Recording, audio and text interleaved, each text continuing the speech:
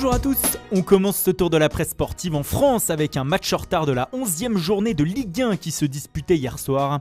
L'Olympique de Marseille recevait Nice et les Marseillais se sont remis à l'endroit, comme l'écrit la Provence avec une victoire 3-2. Après 7 matchs sans succès en Ligue 1, l'OM respire et fait un bond à la 6e place du championnat, à 1 point de Rennes et de l'Europe. En Espagne aussi, on mettait le calendrier à jour hier et lors d'un match en retard de la 2e journée de Liga, l'Atlético de Madrid n'a pu faire mieux qu'un match nul un partout sur la pelouse de Levante. Un résultat qui ne permet pas aux colchoneros de prendre le large, comme l'écrit El País ce matin. Les hommes de Diego Simeone ont désormais 6 points d'avance sur le Real Madrid, mais avec encore un match en retard. Match en retard aussi en Première Ligue avec Manchester City qui se déplaçait sur la pelouse d'Everton pour le compte de la 16e journée. Et les Citizens ont poursuivi leur marche en avant avec une 17e victoire consécutive, toutes compétitions confondues. Succès 3-1 contre les Toffees. Et pour The Guardian, un City impérial qui prend désormais 10 points d'avance en tête du championnat.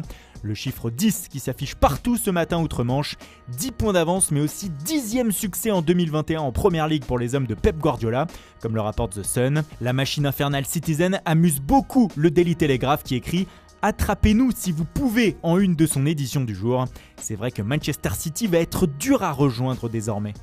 Et pendant que les championnats européens se mettaient quelque peu à jour, la Ligue des Champions, elle, se poursuivait hier avec 2 autres huitièmes de finale aller. Et une surprise dans le premier avec la victoire du FC Porto contre la Juventus 2-1. Taremi et Marega ont été les héros du soir côté portugais. Record a vu un dragon en mode européen hier et les hommes de Sergio Conceição ont pris un petit avantage avant le match retour dans 3 semaines. En revanche pour la Juve, comme l'écrit le Quotidiano Sportivo, ce fut un cauchemar. 2 buts offerts, Chiellini blessé et Danilo suspendu au retour. La soirée fut mauvaise pour la vieille dame. Heureusement, Federico Chiesa a inscrit le but à l'extérieur qui fait du bien. L'Italien fait la une de la Gazzetta dello Sport qui écrit que heureusement la Juve a fédé. Pour le Corriere dello Sport, Chiesa entretient l'espoir. Mais le journal revient aussi sur la soirée noire de Cristiano Ronaldo, muet à Porto hier. Surtout le Portugais était très énervé après la rencontre car il estimait qu'il aurait dû bénéficier d'un penalty en fin de match. Il n'en a rien été et sa colère s'affiche ce matin en une de Tutto Sport. La Juventus attend désormais un grand CR7 plus en réussite au match retour. Dans l'autre huitième de finale aller, le Séville FC, malgré sa défaite à domicile contre le Borussia Dortmund 3-2, est toujours vivant selon Estadio Deportivo. Et ceci grâce à Luc de Jong, auteur du 2e but sévillan en fin de match, celui de l'espoir. Il faudra quand même marquer 2 fois en Allemagne pour que les Andalous se qualifient, mais c'est possible.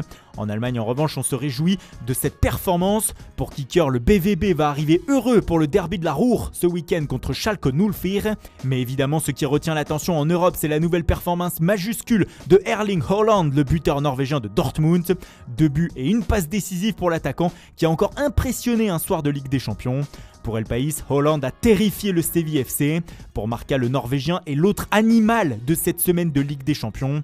Après Mbappé mardi, Haaland est venu remettre les pendules à l'heure hier soir pour le média et montrer qu'il se livre un duel avec le Français pour devenir le nouveau roi du football européen.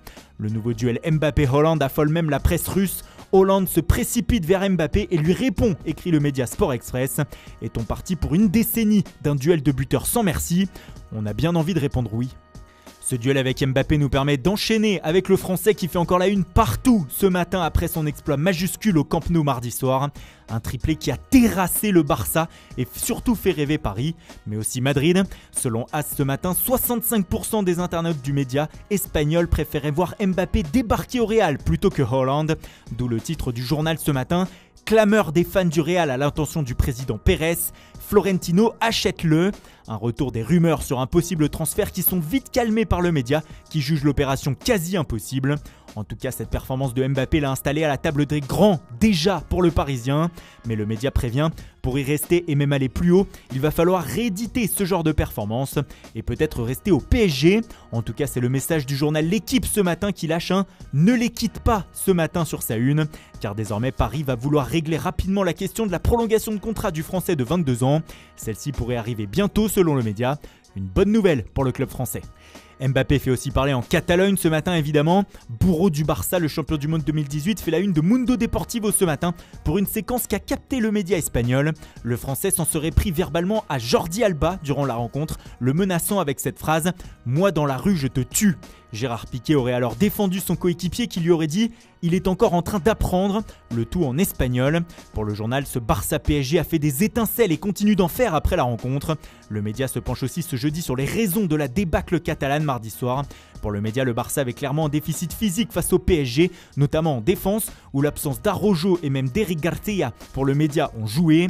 Il y avait aussi un problème tactique, l'équipe étant souvent déséquilibrée lorsque Paris attaquait. Enfin, il y a eu un problème mental, l'égalisation rapide de Mbappé ayant fait plonger dans le doute les joueurs.